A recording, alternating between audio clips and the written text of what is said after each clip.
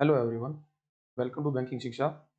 इस वीडियो में हम बात करेंगे जेएबी के पेपर फर्स्ट की Indian economy and Indian financial system के मॉड्यूल बी चल रहा था, economic concept related to banking, जिसका चैप्टर 16 है बिजनेस साइकिल्स। इस चैप्टर में बात करेंगे कि बिजनेस साइकिल्स क्या होते हैं, बिजनेस साइकिल के कैरेक्टरिस्टिक्स क्या हैं, मतलब उनकी विशेषताएं क्या होती हैं, और बिजनेस साइकिल के फेजेस क्या होते हैं। तो सबसे पहले हम देखते हैं बिजनेस साइकिल क्या होता है। देखो, हमारे देश की इकोनॉमी के अंदर हमारे देश की इकोनॉमी के अंदर जिस प्रकार से बिजनेस रन करता है, इकोनॉमी के लिए बिजनेस का मतलब यह है कि हमारे देश में हमारी देश की इंडस्ट्री की प्रोडक्टिविटी कितनी है, ठीक है, और हमारा उस इंडस्ट्री से आउटपुट कितना है, ठीक है। तो ये होता है हमारे लिए बिजनेस। अब हमारे बिजनेस साइकिल का मतलब यह है कि जब हमारे देश के अंदर इकोनॉमी के बिजनेस साइकिल के अंदर इकोनॉमी के बिजनेस के अंदर जो उतार चढ़ाव आते हैं ना, जो उतार चढ़ाव आते हैं उसी को ही हम बिजनेस साइकिल कहते हैं। A business cycle describe the natural rise and fall of economic activities over time. तो बिजनेस साइकिल को बोला जाता है जो इकोनॉमिक एक्टिविटीज के अंदर नेचुरल फॉल और राइज आता है, मतलब कभी उतार कभी चढ़ाव आते हैं, उसी को ही बिजनेस साइकिल कहते हैं। Think of it as the economy recurring patterns of good times और बैड टाइम्स। तो मतलब कि कभी कभी इकोनॉमी का अच्छे टाइम आता है, कभी बुरा टाइम आता है।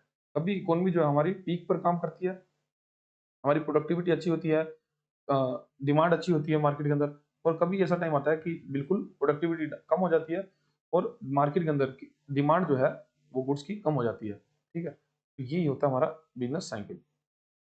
अब बिजनेस साइकिल की क्या क्या विशेषताएं हैं। Business cycle have several distinct characteristics. सबसे पहला है इफेक्ट ऑल इंडस्ट्रीज, क्योंकि बिजनेस साइकिल के अंदर चेंजेस आएंगे तो वो इंडस्ट्री सभी इंडस्ट्रीज को इफेक्ट करेगा। Economic upturns and downturns tend to happen across most sectors at the same time. जब इकोनॉमिक के अंदर इकोनॉमिक साइकिल के अंदर चेंजेस आएंगे तो वो हमारी सभी इंडस्ट्री को इफेक्ट करता है एक ही समय में। ए बूम और bust in one area often spread and creates ripple effect throughout the economy. तो कहने का मतलब है जब इकोनॉमी के अंदर बूम आएगा मतलब बहुत तेजी आएगी, या बस्ट होगा बहुत ज्यादा मंदी की स्थिति आएगी, तो ये सभी सेक्टर्स को इफेक्ट करेगा। वो कैसे? सपोज करो जैसे कि हम कोई प्रोडक्ट बनाने के लिए रॉ मटेरियल बनाते हैं, रॉ मटेरियल की यूज में लेते हैं। अब रॉ मटेरियल की जो इंडस्ट्री है वहां पर सप्लाई कम होगी और डिमांड ज्यादा होगी, ठीक है। तब क्या होगा, इसका इफेक्ट जो इसका फिनिश बूस्ट बनेगा, जो इसका फिनिश बूस्ट पड़ेगा, तो उसमें भी डायरेक्ट इफेक्ट होगा, तो उसका भी जो है प्राइस बढ़ जाएगा, ठीक है। तो इससे क्या है, कहने का मतलब है कि जब इकोनॉमी के अंदर अब इकोनॉमिक साइकिल के अंदर बूम या बस्ट की कंडीशन आती है, मतलब दाम बढ़ता है या कम होता है, तो इसका इफेक्ट जो है वो सभी इंडस्ट्री से बढ़ता है। अब सब इंडस्ट्री जो है इंटरकनेक्टेड है। अब सपोज करो कि खाने के दाम बढ़ गए, ठीक है। अगर खाने के दाम बढ़ गए, ठीक है, फूड के प्राइसेस बढ़ जाते हैं, तब इससे क्या होगा कि हर व्यक्ति की जेब पर प्रभाव पड़ेगा, ठीक है। अब क्या होगा कि लोगों के पास, क्योंकि खाने के दाम बढ़ गए और खाना सबसे नेसेसरी आइटम है, तो लोगों के पास पैसा कम बचेगा।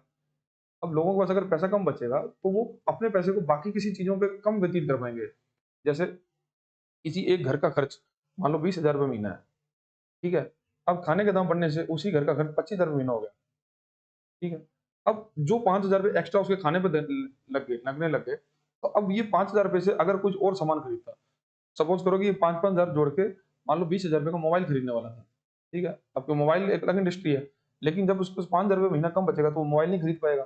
तो इसका ये मतलब है कि बिजनेस साइकिल अगर एक एक सेक्टर में भी एक इंडस्ट्री में भी उसका डाउनफ्लो आता है, तो इससे सभी सेक्टर एक साथ प्रभावित होते हैं, ठीक है।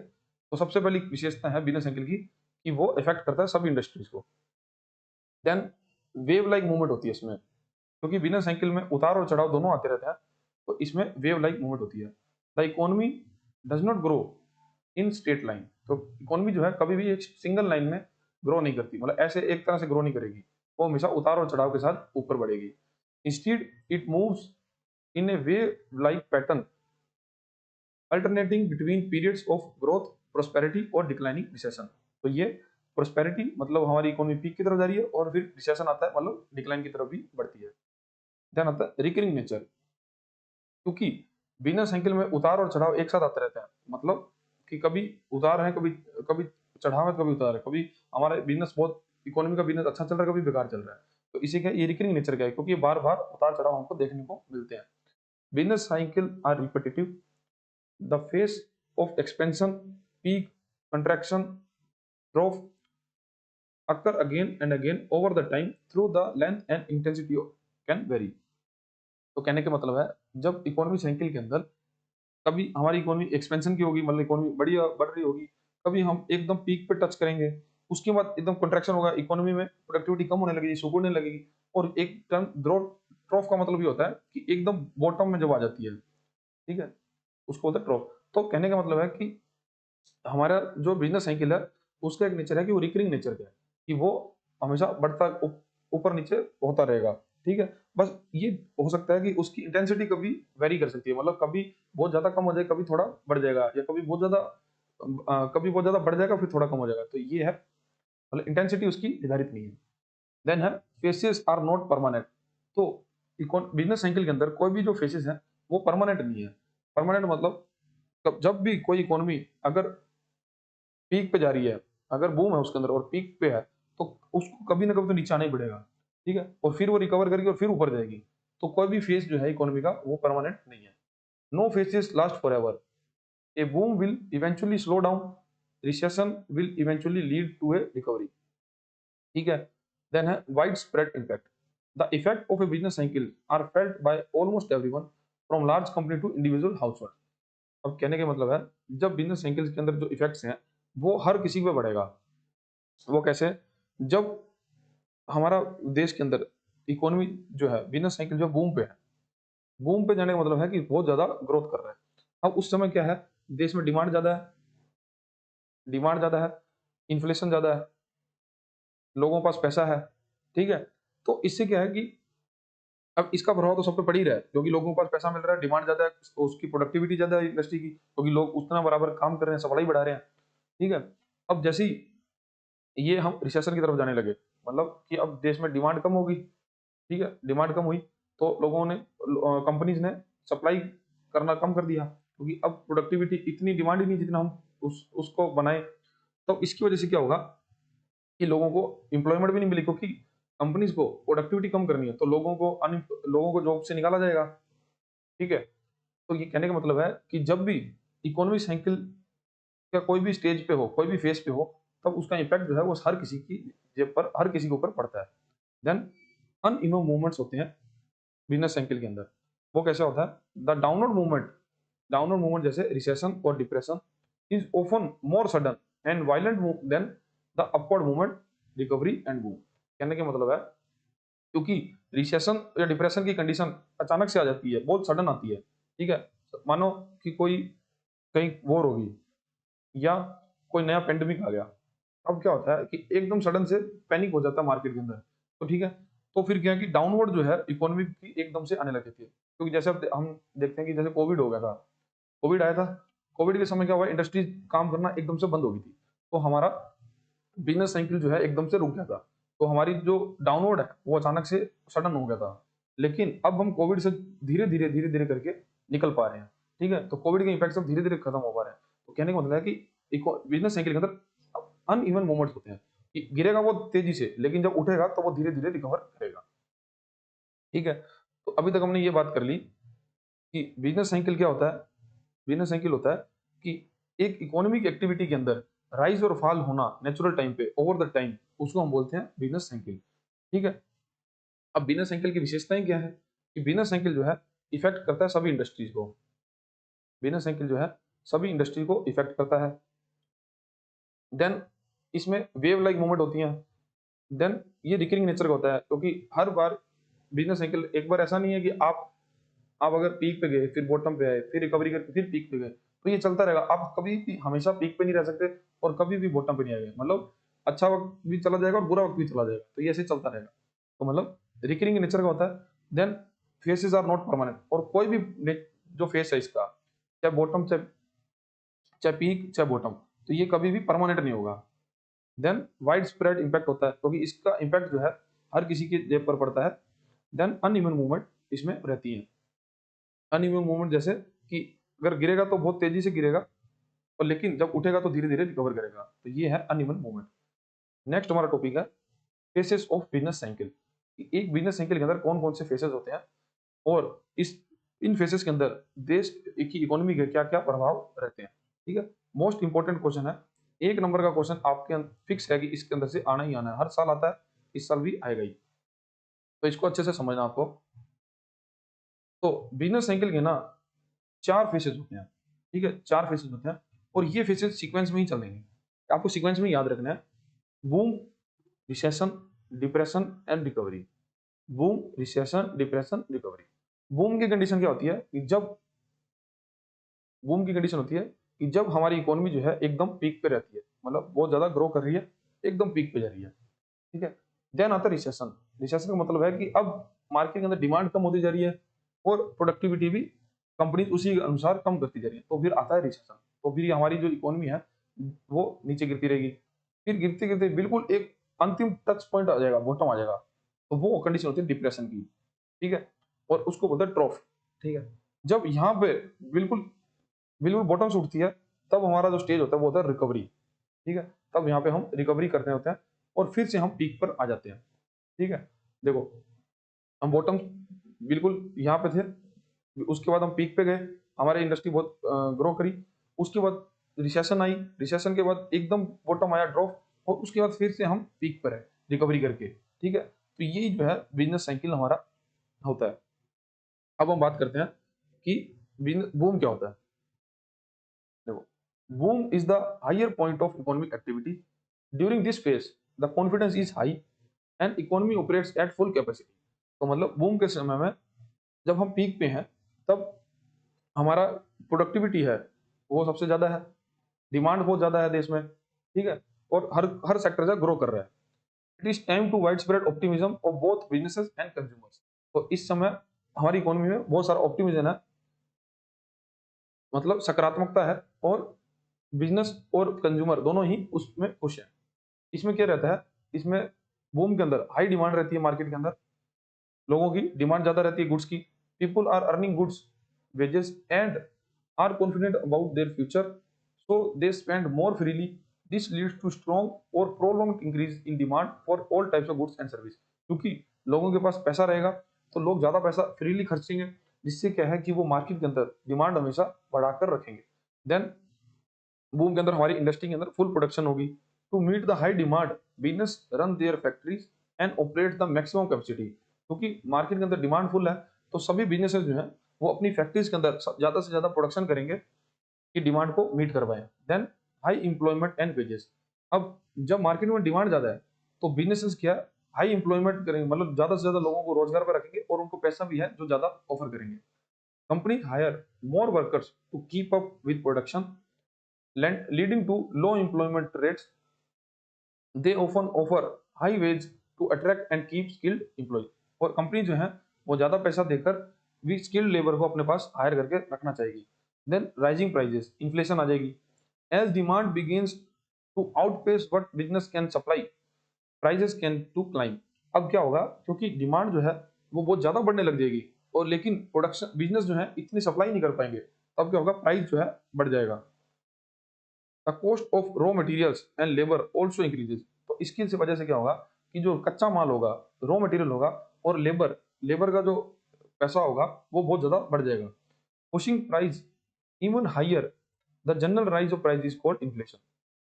क्योंकि अगर प्राइस बहुत ज्यादा बढ़ने लग जाएंगे, ठीक है, तब उस कंडीशन में इन्फ्लेशन आ जाएगी। और ये हमने बात इन्फ्लेशन के समय में पढ़ी थी, इन्फ्लेशन के चैप्टर में। जब किसी भी वस्तु का प्राइस हद से ज्यादा बढ़ने लग जाएगा, तब उस कंडीशन को हम बोलेंगे इन्फ्लेशन। क्योंकि आपके पैसे की उतनी वैल्यू नहीं रहेगी, और आपका पैसा मतलब जैसे 100 रुपया है, और 100 रुपया आज 2025 के अंदर मानो एक वस्तु खरीद सकता है, लेकिन क्या 2027 के अंदर भी 100 रुपये में वो वस्तु आएगी? ठीक है, क्योंकि अब हुआ क्या, वो वस्तु महंगी होगी और पैसे की परचेजिंग पावर उतनी नहीं रही, तो फिर आ जाएगी इन्फ्लेशन। तो देन क्या होगा, the turning point, the boom eventually outheats, prices rise to a point where people, especially those on a fixed income like salary workers, can no longer afford to buy as such. अब क्या होगा, क्योंकि market के अंदर inflation आ जाएगी, तब लोगों के जो लोग फिक्स पैसा कमा रहे हैं, जिनकी फिक्स इनकम है लाइक सैलरी इनकम, तो वो फिर बहुत सी चीजें को अफोर्ड नहीं कर पाएंगे।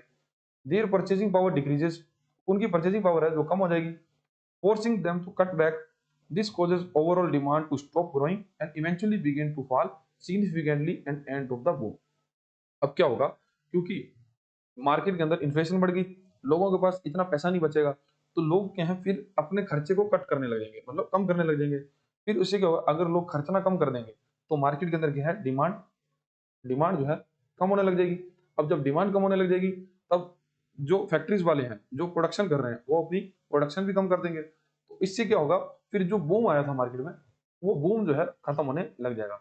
मतलब हमारा जो पहला फेज है वो यहाँ पर खत्म होने लग जाएगा। ठीक है, अब हम ये समझे कि ये बूम की जो कंडीशन है, ये जो बूम की कंडीशन है, ये तब तक आता है, बूम में क्या आता है कि लोगों के पास बहुत सारा पैसा होता है, और लोगों के पास पैसा है तो लोग पैसा स्पेंड करना पसंद करते हैं, क्योंकि वो फ्यूचर को लेके बहुत ज्यादा ऑप्टिमिस्टिक होते हैं कि फ्यूचर में और पैसा हमको रहेगा।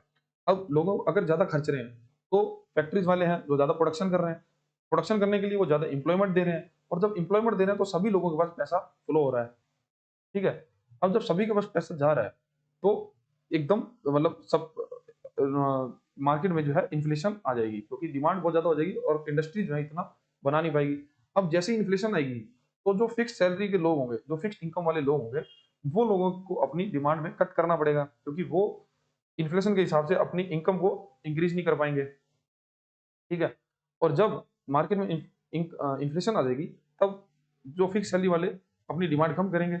डिमांड कम करने से क्या होगा कि इवेंचुअली जो इंडस्ट्रीज वाले हैं, जो फैक्ट्रीज वाले हैं, वो अपनी प्रोडक्शन कम करेंगे, और जैसे ही प्रोडक्शन कम करेंगे तो वो जॉब देना कम कर देंगे, और जॉब कम करने से लोगों के पास पैसा जाना कम हो जाएगा, और इसी के साथ फिर हमारा जो बूम का बिजनेस साइकिल है वो यहाँ पर खत्म हो जाएगा।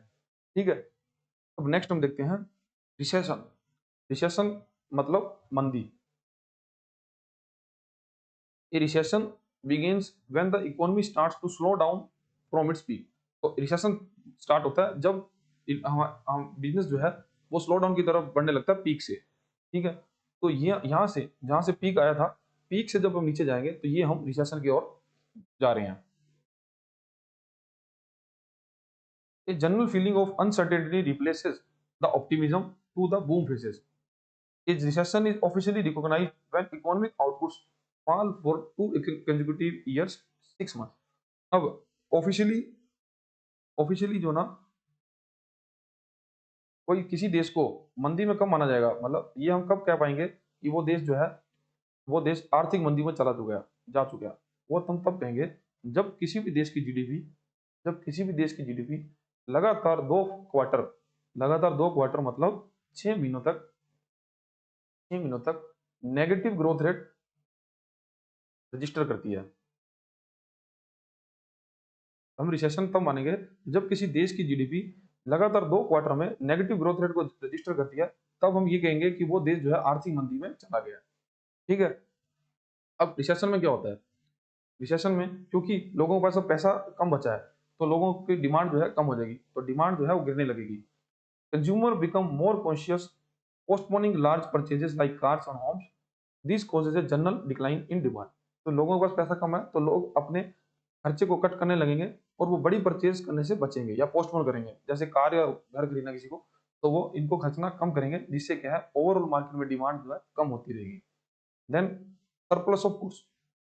अब क्योंकि मार्केट के अंदर डिमांड कम हो जाएगी, लेकिन इंडस्ट्रीज के पास गुड्स तो हैं, जो सप्लाई है, अब वो अपनी बरकरार रखेंगे, तो होगा क्या कि इवेंचुअली मार्केट के अंदर क्या है सप्लाई बढ़ जाएगी और डिमांड जो है कम हो जाएगी, तो गुड्स जो है वो ज्यादा बना लेंगे हम। Businesses often don't react instantly to falling demand and continue producing the high levels. अब बिजनेसेस को तो अचानक से तो नहीं पता लगेगा कि बूम चलते चलते एकदम से रिसेशन आने वाला है, तो अब वो कंटिन्यूसली अपनी प्रोडक्शन बनाए करते रहते हैं, लेकिन होता क्या है क्योंकि मार्केट में डिमांड नहीं पता चलती, और वो प्रोडक्शन अपनी बढ़ाते रहते हैं, मतलब पुरानी डिमांड की तरह प्रोडक्शन करते रहते हैं, तो लास्ट में क्या होता है कि उनके पास गुड्स ज्यादा बच जाते हैं लेकिन डिमांड कम हो जाती है। This results in warehouses filling up and unsold goods। तो इससे एट लास्ट क्या होता है कि उनके गोडाउन जो हैं वो भर जाते हैं और वो एक तरह से अपना जो बहुत सारा गुड्स है वो अनसोल्ड उनका रह जाता है। Then production cuts and lay off. और जब बिजनेसेस को पता चलता है कि अब हमारे पास एक अच्छा खासा स्टॉक हो गया है, एक अच्छा खासा स्टॉक हमारे गोडाउन में आ गया है, तब वो प्रोडक्शन जो अपनी है, जो वो रोज प्रोडक्शन कर रहे थे अपनी फैक्ट्री में, उसको कम कर देते हैं। और जो उनके पास लोग होते हैं, जो उनके पास एम्प्लॉयज होते हैं, उनको फिर जॉब से निकालना शुरू कर देते हैं। To save their surplus and cut costs, companies reduce production, cancel order for materials and stop hiring. They soon begin laying off workers, causing unemployment to rise. अब बिजनेस में जब लोग अपना प्रोडक्शन कट कर देते हैं, उसके बाद जो रॉ मटेरियल बिजनेसेस खरीद रहे थे, मतलब एक फिनिश गुड्स बनाने के लिए जो प्रोडक्शन हम कर रहे थे, तो कहीं से तो रॉ मटेरियल खरीदते थे, तो रॉ मटेरियल की डिमांड भी हम कम कर देंगे और नए लोगों को काम पे रखना भी बंद कर देंगे। इससे क्या होगा कि अब लोगों के पास पैसा जाना कम हो जाएगा। लोगों के पास पैसा कम होगा तो मार्केट में नई डिमांड जो है वो भी बननी बंद हो जाएगी। तो इसके चक्कर में हम सब जो है एक विशियस साइकिल में फंस जाएंगे। विशियस साइकिल का मतलब ये है, क्योंकि अब इंडस्ट्री के पास डिमांड नहीं है, लेकिन उनके पास सप्लाई पूरी है। अब सप्लाई ज्यादा होने की वजह से वो है, जो इंडस्ट्रीज हैं वो अब लोगों को काम पे नहीं रख रही और प्रोडक्शन को भी कम कर दिया उन्होंने। ठीक है। अब अब लोगों के पास भी पैसा नहीं है, लोगों के पास पैसा नहीं है तो वो खर्च भी कम रहे हैं। तो मार्केट के अंदर ओवरऑल क्या है, पैसे की कमी हो जाएगी। अब मार्केट के अंदर कहीं से पैसा आए तो डिमांड हो, डिमांड होगी तो फिर लोग पैसा खर्चेंगे, और लोग डिमांड होगी तो लोग, तो इंडस्ट्री जो है सप्लाई करेगी और इंडस्ट्री को सप्लाई करने को मिलेगा पैसा। तो ओवरऑल क्या है कि जब ये सभी काम एक ही चीज से डिपेंड करते हैं, मार्केट की डिमांड पर। देखो, डिमांड होगी तो इंडस्ट्री उसको सप्लाई करेगी, इंडस्ट्री सप्लाई करेगी, इंडस्ट्री को क्या मिलेगा, पैसा। अब जब दोनों तरफ से कुछ काम नहीं हो रहा, तो हम एक तरह से, हमारी जो इकोनॉमी है देश की, वो विशियस साइकिल में फंस जाएगी। As people lose their jobs, they have less money to spend, तो उनके पास पैसा जो है वो भी कम बचेगा। Which causes demand to shrink even more, और ये फिर क्या है, जो मार्केट की डिमांड है उसको और भी वर्स कर देगा, मतलब और भी डिमांड कम हो जाएगी। बिजनेसेस सी प्रॉफिट डिक्लाइन, सम में फेल, और कुछ जो बिजनेस है उनका प्रॉफिट जो है वो शार्पली कम हो जाएगा और कई बिजनेस तो फेल भी हो जाएंगे। This create a chain reaction that accelerate the economic downturn, और इसकी वजह से क्या, एक चेन रिएक्शन क्रिएट होगा और हमारी इकोनॉमी जो है वो और ज्यादा नीचे गिरने लग जाएगी। तो ये कंडीशन होती है रिसेशन की। इसीलिए जो है देश जो है मंदी में जाने से बचते हैं, क्योंकि एक बार अगर आप मंदी में फंस गए तो आपको वहां से निकलने में 4 से 5 साल लग जाएंगे पूरे देश को।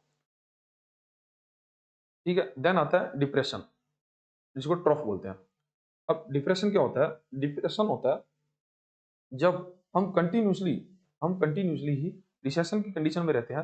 तो एट लास्ट जब हम बॉटम पे आ जाते हैं, जब हमारी ग्रोथ जो है वो कंटिन्यूसली कम होती, नेगेटिव में रहती है या कम होती जाती है, तब हम डिप्रेशन की कंडीशन में चले जाते हैं और उसको बोलते हैं ट्रॉफ। ट्रॉफ की कंडीशन, ट्रॉफ का कंडीशन में आ जाते हैं हम। अब उसमें क्या, हमको इकोनॉमी को फेस करना पड़ता है। The depression is most severe faces and absolute bottom of the business cycle. और जो डिप्रेशन है वो सबसे ज्यादा बेकार फेस है इकोनॉमिक साइकिल का, और ये एकदम से बॉटम है बिजनेस साइकिल का। Economic activity is extremely low and deep sense of pessimism spreads through out the economy. और डिप्रेशन के अंदर इकोनॉमिक एक्टिविटी जो है, मतलब प्रोडक्शन और परचेज और डिमांड्स मार्केट के अंदर वो बहुत ही ज्यादा कम हो जाती है, और पूरी इकोनॉमी के अंदर एक पेसिमिज्म, मतलब नेगेटिविटी फैल जाती है।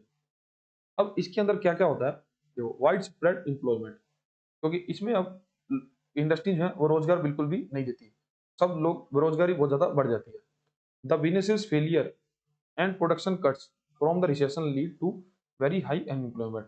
अब क्योंकि रिसेशन के बाद जब हमारी और भी ज्यादा बुरी हालत हो जाएगी, तब लोग प्रोडक्शन कम कर देंगे क्योंकि मार्केट में डिमांड कम है। अब जब प्रोडक्शन कम है तो लोग काम पे भी नहीं रखेंगे, मतलब नौकरी पे भी नहीं रखेंगे किसी को। इसी वजह से क्या होगा, एक वाइड स्प्रेड अनएम्प्लॉयमेंट शुरू हो जाएगी। Then extremely low demand, with so many people out of work and other afraid to losing their job, spending drop to a minimum, most people only buy essential item. अब जब लोगों के पास नौकरी नहीं होगी और जिनके पास नौकरी है तो वो अपनी नौकरी को खोने से डरते होंगे, तो वो भी अपना पैसा है ना वो सोच समझ के खर्चेंगे, मोस्ट एसेंशियल आइटम ही खरीदेंगे। तो ओवरऑल जो मार्केट में डिमांड है वो बहुत ज्यादा कम हो जाएगी। Then idle resources, factories are shut down, and machinery sits unused because there is no demand for what they produce. The economy overall output is far below its potential.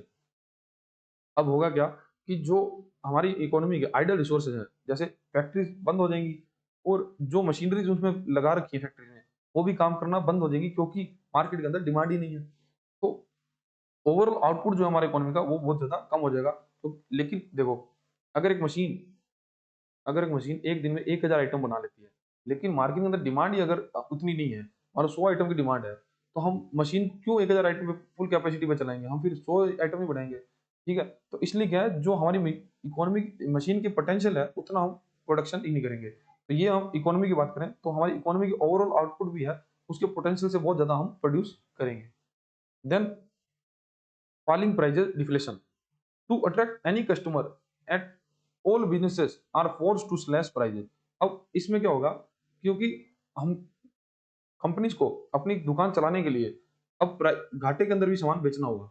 ठीक है, जिससे मतलब उनको ये होगा कि या तो कॉस्ट अपना प्रोक्योर कर लें कि कॉस्ट पे लें, क्योंकि अब कंपनी के अंदर मशीनरीज है, लोग हैं जो इन पे डिपेंड करते हैं, तो उनको रन करने के लिए मतलब अपने बिजनेस को फेल होने से बचाने के लिए कई बार कुछ ऐसे निर्णय लेने होंगे कि उसको अपने बिजनेस चलाने के लिए कई बार लॉस में भी काम करना होगा।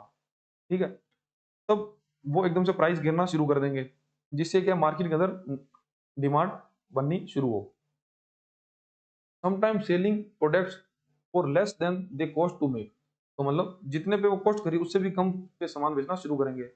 The general fall in prices known as deflation, तो इसी कंडीशन को ही डिफ्लेशन कहा जाता है। जब कॉस्ट से भी नीचे सामान बेचना शुरू कर देते हैं या कॉस्ट पे ही सामान बेचना शुरू कर देते हैं और प्राइजेस का रेट गिरने लग जाते हैं, तो उसको बोलते हैं डिफ्लेशन। डिफ्लेशन मतलब मार्केट के अंदर डिमांड ही नहीं है, उसकी वजह से चीजों के दाम है तो गिरने लग जाते हैं। Interest rate are very low but few are willing to borrow money for new investments. और डिफ्लेशन की कंडीशन में क्या होता है कि जो इंटरेस्ट रेट है बहुत ज्यादा कम हो जाते हैं, क्योंकि गवर्नमेंट भी चाहती है और बैंक्स भी चाहते हैं कि लोग पैसा यूज करें और इससे क्या है कुछ मार्केट के अंदर डिमांड पैदा करें, क्योंकि नई इंडस्ट्री लगाएं तो उससे क्या है कि कुछ लोगों के पास पैसा आएगा तो वो और खर्चना शुरू करेंगे और जिससे डिमांड बूस्ट होगी। तो ये हमारा डिप्रेशन का फेस। डिप्रेशन के फेस में हमने जो बात करी कि हमारा एक तो रिसेशन के बाद, आर्थिक मंदी के बाद हम उससे भी नीचे जाने लगते हैं, क्योंकि हमारी ग्रोथ है और नेगेटिव होती जा रही है। ठीक है, तो उसमें होता क्या है कि एक तो देश के अंदर अनएम्प्लॉयमेंट जो बहुत ज्यादा बढ़ जाती है, फिर मार्केट के अंदर डिमांड है बहुत ज्यादा कम हो जाती है, और हमारे जो आइडल रिसोर्सेस हैं लाइक मशीनरी और फैक्ट्रीज ये सब बंद हो जाती हैं, और प्राइस जो है वो बहुत ज्यादा गिरने लग जाते हैं, क्योंकि मार्केट में डिमांड नहीं है। मंदी के करके जो प्राइस गिरते हैं उसको बोलते हैं डिफ्लेशन, और मार्केट में डिमांड नहीं है, इसकी वजह से फिर बहुत ज्यादा दाम गिरने लगते हैं, और लोग फिर ये चाहते हैं कि लोग कम रेट ऑफ इंटरेस्ट पे लोन लेकर पैसा खर्चे और जिससे मार्केट में डिमांड शुरू हो। अब लास्ट जो फेज है रिकवरी का, एक्सपेंशन। अब हमने ये देख लिया कि जब यहाँ पर हम बिल्कुल नीचे बॉटम पर आ गए, बॉटम से जो रिकवरी शुरू होती है और फिर हम वापस पीक पर पहुंचते हैं। अब रिकवरी फेज में क्या होता है, even the worst depression contains the seeds of on recovery. अब कितनी भी अगर खराब से खबरा डिप्रेशन भी आ जाए तो वो भी अपने रिकवरी के बीज बो देती है। This is the transition phase where the economy starts to heal and slowly climb out to its slump, hope and optimism gradually return. और इसके अंदर फिर क्या एक उम्मीद और सकारात्मकता वापिस से आने लगती है रिकवरी फेज के अंदर। अब इसमें क्या क्या होता है, the turning point, the cycle begins to turn for a few key reasons. Prices have become so low that they start to attract consumers who had been delaying purchases. At the same time, some unemployed workers are willing to accept lower wages, which help business reduce their cost. अब होता क्या है, depression के बाद आता है turning point. Turning point recovery के अंदर क्या होता है, क्योंकि मार्केट के अंदर चीजों के दाम जो है बहुत ज्यादा कम हो जाते हैं। ठीक है, अब चीजों के दाम कम हो गए तो ये कम दाम ना लोगों को अट्रैक्ट करते हैं अपनी ओर, कि जो व्यक्ति किसी सामान को खरीदने में पोस्टपोन करता जा रहा था तो वो इस कम दाम में उसको खरीदना चाहेगा। और कुछ लोग जिनको एम्प्लॉयमेंट नहीं मिल रही थी, ठीक है, तो वो लोग भी क्या है फिर कम सैलरी वाली जॉब भी करना शुरू करेंगे। जिससे क्या है कि वो बिल्कुल पैसे ना होने की वजह से कुछ पैसा कमाए, वही उनके लिए अच्छा होगा। तो इससे क्या है कि एक मार्केट के अंदर फिर से डिमांड बनने लगती है, क्योंकि उनके पास कुछ भी पैसा आएगा तो वो कहीं तो खर्चेंगे।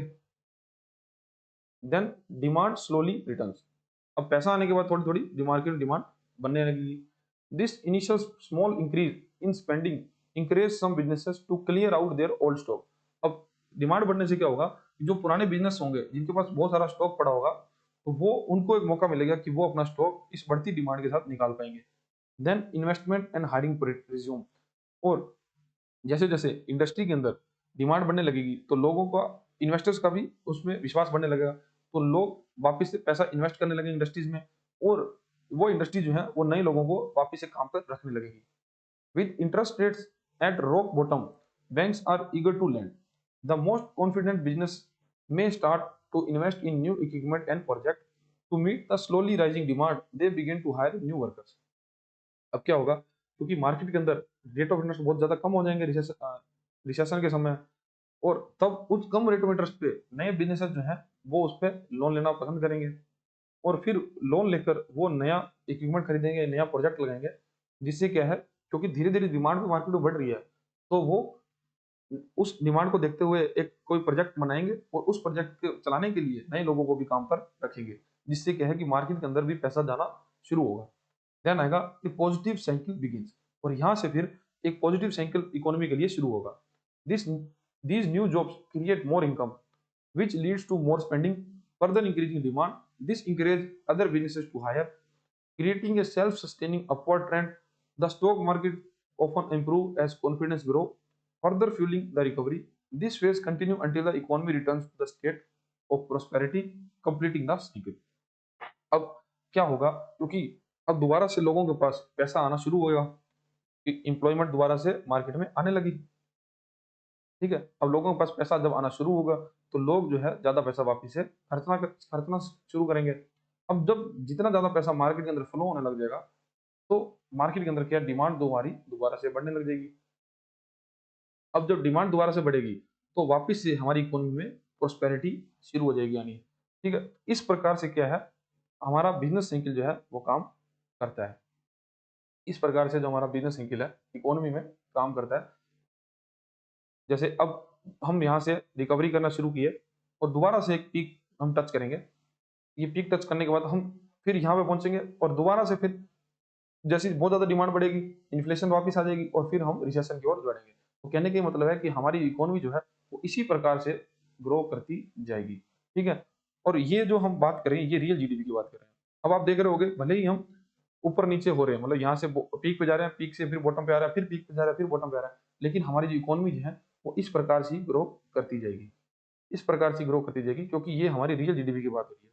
तो हम कितना भी देख लें, भले कितना भी रिसेशन है, लेकिन हमारे देश की जो जीडीपी है वो मोस्टली केसेस में मतलब ऊपर ही की तरफ बढ़ रही है। ठीक है, तो ये हमारा चैप्टर था बिजनेस साइकिल का। आई होप कि आपको समझ आ गया होगा। अगर इसमें कुछ डाउट हो तो आप कमेंट सेक्शन में बता सकते हो,